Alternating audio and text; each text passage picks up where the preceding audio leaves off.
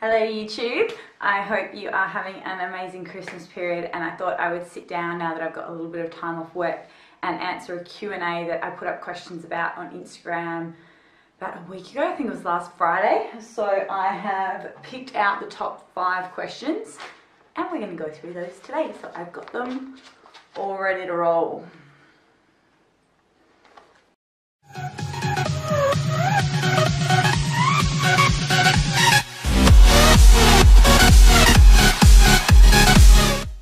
Alright, so most of the questions do come in through Snapchat. There was a few on Instagram, but the majority of them were on Snapchat. So I have picked out 5 questions that we're going to go through. So the first question, I haven't actually got the person's name. This one's off Snapchat. I've just screenshot them. So that is the question there. How to tighten up the top portions of the thighs in females, get rid of cellulite. Is it also hormone, diet, fluid, pamper regime linked lady lump problems? Alright, this is a very, very common problem. I've never struggled too hard with a lot of cellulite, but I have had so many clients that have dealt with it. I believe, and from the research that I've done, that so much of it is genetics, unfortunately. So some people just store more body fat in certain areas. Cellulite is often inflammation and fluid. So when you've mentioned pamper regime, that is something that I will talk about with clients with cellulite, is that making sure that you're actually massaging and exfoliating that area of your body. That does help. So say if you've just had a hot shower, the best time would then be to jump out, moisturize, get fluid to that area, getting regular massages. All of that sort of thing is going to help, but it's not going to get rid of it unless you're actually reducing your body fat level as well. So yeah, that's something that you do need to look out for. In terms of hormones, it could also be estrogen related. I found that my female clients that have higher estrogen levels tend to store more body fat in their lower body, are more cellulite sort of inclined. So I would say it might be a good idea to get some bloods done if, say, you've already dieted and already tried the massage and it's still there and you've still got low body fat but you're just holding on to cellulite, then it might be a good idea to go and get some blood work done so you actually know if there is some kind of hormonal issue going on there. Obviously diet's a massive one. If you're not in a caloric deficit and you're not dropping body fat, then you're probably not going to remove any of that cellulite. Another big one is cardio. I found with clients before, doing high intensity cardio compared to low intensity cardio generally, and also resistance training in your regime, generally helps with cellulite reduction because you're getting such increased blood flow to that area. When you're doing low intensity sort of steady state cardio, you're not really getting blood into the muscle, into the cells as much as what you are when you do heavy resistance training or high intensity interval training. So I love things like sled pushes, prowler drags, battling ropes, all those sort of things. Obviously if it's a lower body, the sled's going to be great because you want to sort of target that area a little bit more. But in terms of cellulite and tightening up that area, are you losing body fat? Are you in a caloric deficit? Increasing sort of that massage and treatment to that area, and then maybe getting your bloods test, checking where your estrogen's at versus testosterone, progesterone, and looking at your hormones and having a chat to your doctor about that if you just can't get rid of body fat in that specific area. And yeah, in terms of diet, anything that's going to reduce inflammation is going to be great. So a lot of greens, a lot of fiber, a lot of water is really, really helpful. If you're someone that doesn't drink a lot of water, you may tend to have more issues with that. So I would say definitely try increase those things in your diet. Remove trans fats from your diet. So anything that's obviously deep fried, any of those type of fats is going to be really bad fats for your body. Tends to be stored and it's harder to get rid of. So that will be my top tips for that one. Thank you for your question. Another one, and somehow I've managed to miss the name on it because I've just been screenshotting them, but this is our next question from Snapchat. I'm not sure if it's going to focus on that, but how do you stay accountable to yourself and motivated? Do you need a check-in buddy? I struggle with online coaching because it's a once a week check-in and then I have a lazy couple of days or a week here and there. Consistency, help. Alright, so this is a big one. So I normally would coach myself, or I work with my partner who's kind of like my accountability buddy. A lot of my clients I check in with once a week. That's pretty normal as part of any online coaching service, but then we also have a support forum during the week. As a coach, especially an online coach, it's so hard to check in with every single client every single day because you just don't have the time. And as part of my coaching, we do account for a weekly check-in. My comp prep clients we check in with more frequently, especially as they get close to stage day, because we need to see how their body's changing, you know, every couple of days. Now, what I do tend to do with my girls, even within my coaching group that struggle with accountability and consistency, compliancy, is I get them to create a buddy within our coaching group. So a couple of the girls that were really struggling with this earlier in the year, I said, look, I wish I had the time to really do that and be there for you every day. Some of them I do. So some of them, what I've said to them is, all I want you to do is send me your weight every single day. And then that weight, it's just an accountability thing for them. So if they know they mentally have to send me in their weight, they're going to be more compliant. The other thing I get my clients to do sometimes is screenshot their MyFitnessPal end of the days. That tends to keep them quite accountable as well. So that's another really good solution there. Or getting an accountability buddy. So a lot of the girls in the group will have another friend within our coaching circle, and they'll check in with that person every day. They'll just message each other on Facebook or text message or whatever it is, and just say, hey, have you hit your macros today? How are you going with it all? And that's a really good way for them to kind of stay accountable, but then also not need to check in with their coach as much, because I believe that a coach should help with accountability, but it's not our number one job. You know, a coach's number one job is to give you the plan, help you put it into action, and then obviously it's, you know, people you're surrounding yourself with, all of those things to help you be accountable, as well as being accountable to yourself. That's a big one. You can't rely on all these other people to keep you on track. So you need to figure out ways within yourself you can remain accountable. So what I mean by that is, it might be a diary that you keep every day. It might be that you do weigh yourself every day. I don't often encourage that. Sometimes I tell them never to weigh themselves. But with ones that struggle with compliancy, I find it actually helps them by getting on the scales every day. They're like, okay, I'm going to have a good day today. I know I've got to get back on the scales tomorrow. And it kind of keeps them on track. And then they have to maybe send me like all their weights they hit for that week, and then I can get an average weight for the week.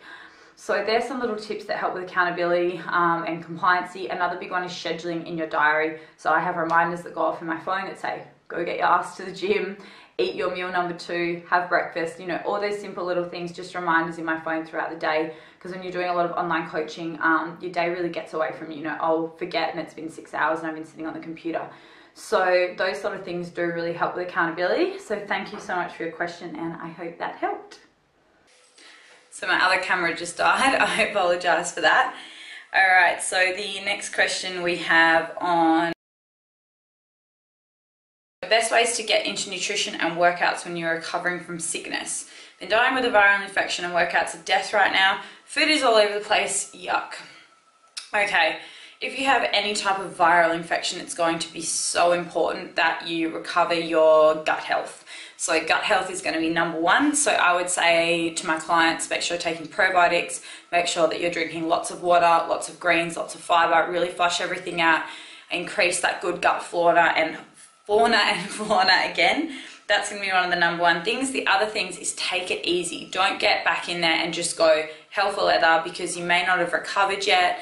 Your body's still going to be a little bit weak in terms of an immune sense. So I would say get back into maybe training some light upper body first, then maybe doing some light full body work, and then maybe legs, because obviously it's a bit more intense.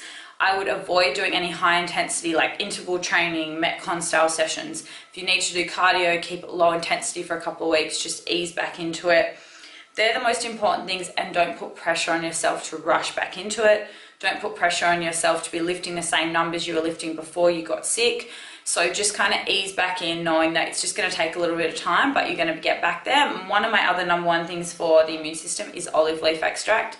It is my go-to. I absolutely love it. I would load up on olive leaf, probiotics, zinc, echinacea, vitamin C, and making sure you're just getting lots of sleep, lots of water, and really looking after yourself and being patient with getting back into the gym. Thank you for that question. All right, so I got a question from Jerry on Snapchat. Can you eat macro snacks when pregnant? I get asked this a lot, and same with just general protein powder. There's absolutely no issue with eating it when you're pregnant. The number one things that you should really be avoiding when you're pregnant in terms of food, I'm talking, is obviously things that have a risk of salmonella, cross-contamination, anything that is generally like raw in terms of meat products, that's what you want to avoid, and anything that has caffeine in it. None of our products contain any of that. We also don't use any artificial sweeteners, is one I'd stick clear of if I was pregnant. So yeah, you're completely fine taking anything like that. Any completely natural whey protein is absolutely no issue. You've just got to check whether, if you're buying say a protein powder, it has caffeine or anything like that in it, then you obviously want to be avoiding that to a certain extent. But again, it's going to be very different based on the pregnancy. If you're really concerned, I would check with the GP, but absolutely no issues from our end in terms of using any of the macro snacks products while pregnant. Okay, I've got one more on Snapchat from Kelly Drummond. Hi Kelly, thank you for watching my Snapchats. So I've got that one there. Hey Alice, I started a cut recently. I have a history of ED. She's got, I don't want to say exactly, but she's had a few issues with eating disorders and that sort of thing in the past, back in her teens. So how can I drop body fat without getting back into these bad habits and that sort of mindset that was related to that? Thanks a lot. Kisses. Thank you so much for your question. This is one that I obviously deal with clients a lot. I also had a history. I had an eating disorder when I was in my teens, so when I was 17, 18. If you go back, I'll link a video to that back here. One of my first videos I put up on YouTube.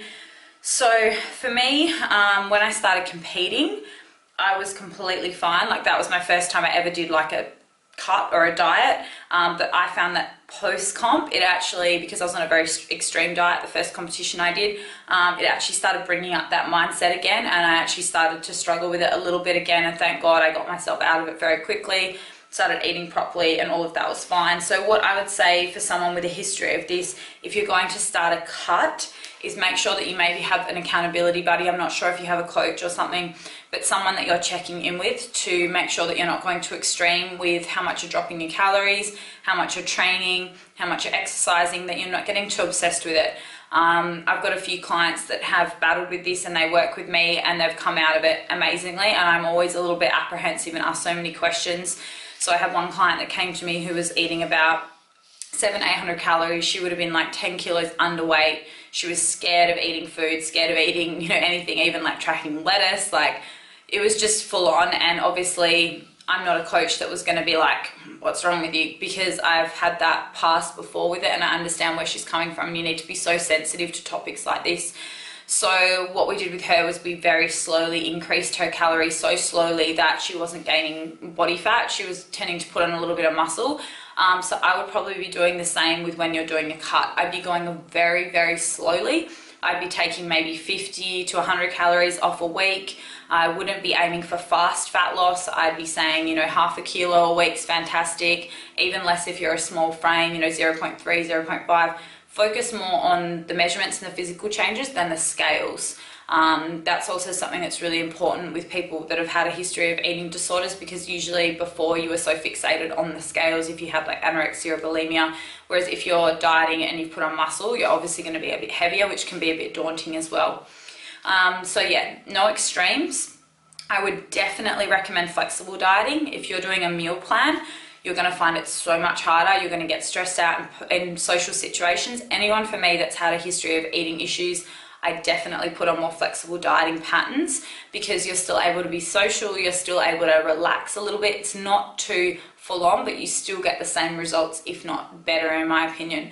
So I would definitely encourage flexible eating, very small caloric drops, small increases to cardio or changes there. Have an accountability buddy, someone that you can check in with, either a professional, so a coach or a psychologist, or even just a friend that's checking in with you, maybe going along the way with you, and making sure that you're not being too harsh on yourself, and set realistic timelines of what's going on. I would also make sure that you have a plan afterwards.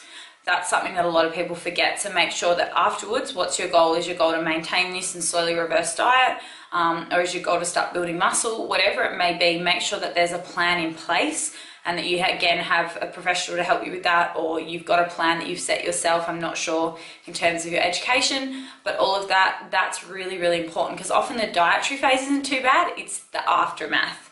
So if you've got really lean, you're looking amazing, and then say you put on a couple of kilos, it might be mentally dealing with that. So that's when it would be important to have someone there to check in with you, chat to you about it, make sure that you're really happy with what's going on, and that you're actually okay with maybe not being as lean as the end of your cut or your diet or whatever it is. Obviously, if you're not getting on stage or anything like that, you don't need to get next level lean. So I'm not too sure specifically on your goals when you're starting a cut, but my main thing for anyone with any eating disorders, any mental health issues in the past, is do not do anything extreme. Anything extreme is going to put immense pressure on yourself, and people with these type of disorders or mental health conditions, and I myself in the past, you are so hard on yourself. You're often high achievers, and that's why you put this enormous pressure on yourself. So set the expectations low, start slow, small changes, and make sure you've got someone that you're talking to about it. Because if you're going this alone, you might start slipping down that slippery slope again. Then you want to make sure that you're taking it day by day and having someone there for you. So I hope that helps. I have a cool one from Kate on Snapchat. Thank you for your question. K-A-T-E-E. Okay, my question is, how or do you push through any doubts you have had about setting up your business and taking risks? Have you struggled with self-doubt or lack of confidence in taking opportunities that have been presented to you? Or how do you go about advising other people on that issue? All right, first up, I'm not a business coach. So the last bit, I would say I don't really advise people too much on that. I would love to maybe more get into that in the future, but I'd obviously love to do some studying first on that. I don't believe in, dishing out advice on something that I'm not an expert on. So let's start with the first question. So how did you push through doubts you had about setting up your own businesses, taking risks? I think this comes down to personality. I'm the sort of personality that I don't really think about the risks, which is probably a good and a bad thing. Sometimes that will bite yourself in the foot, but sometimes it will be fantastic because you get shit done. So that's my personality type. I'm a Taurian. I just go in guns blazing, and if something happens and I fail, I pick myself up and I go back and try again. So I'm not someone that really thinks about the negatives when I set something up. I'm kind of more a positive thinker or an optimist, which is a good and a bad thing. I think you kind of need someone on your team that's the other way, and they're a little bit more, not pessimistic, but they think about the negatives of what might happen. In terms of setting up my own business, so if I've obviously got two businesses, Macro Snacks and my online coaching businesses and personal training. In terms of the PT industry, I'll talk about that. I've been in it now, this is my 10th year. I pretty much I started being a PT when I was 18, I'm 28 now. I was in my first year of uni, and I finished that first year and then finished, my exercise sports science, and I was working at the airport. That was my job. It was a great job for uni students, paid well, long shifts, do 2-3 shifts a week. I was working there, and I was working in hospitality for years. Not that a lot of people don't know that. And I started in hospitality when I was 12. I had my first ever job. I was netball umpire, I think, 12 or 13 or something like that. And then I worked at Chicken Treat when I was 14, and then when I was 16 I started working at the Perth Arena, what's now called Perth Arena or Challenge Stadium. So that's the main things there in terms of my background. Now, how did I get into being a PT? It was a little scary. I was earning really good money at the airport when I was working there, but I knew it wasn't a long-term career choice. So for me, I had to take that leap of faith and to go into the personal training industry. I started working in a gym in Netherlands in Western Australia. And I got paid by the gym, so I was earning $12 for half an hour for PT sessions. So I was smashing like 40-50 PT sessions a week, plus full-time uni, plus running at quite a high level at that point, and so life-saving. It was really full on. And I think for me, in the back of my head, did I have any struggles or doubts?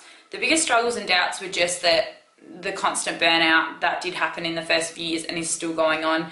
I think you have to deal with the fact that you're going to be burnt out at times if you want something bad enough. And it's the hardest thing for me, and the doubts that I've had is probably the balance. After that gym, I went to another gym, worked for other people. I've actually worked in 3 gyms for other people over the years. And then the last 2 gyms I've worked for other people and, for myself, and set up my own online coaching. I wasn't really apprehensive with it because it was a smooth transition into it. It was simply like going into a gym and paying rent rather than getting paid per session. So there wasn't really any doubts with that. I don't think I really actually planned on setting up a business, if that makes sense. I think when I got into the fitness industry when I was studying at university, I never really thought that I would be a personal trainer for the rest of my life or a coach or anything like that. I actually thought I was going to be a high school phys ed teacher. I thought I was going to get into working with athletes more specifically, like rehabilitation, even maybe physio, something like that. And it just kind of, I stumbled into it.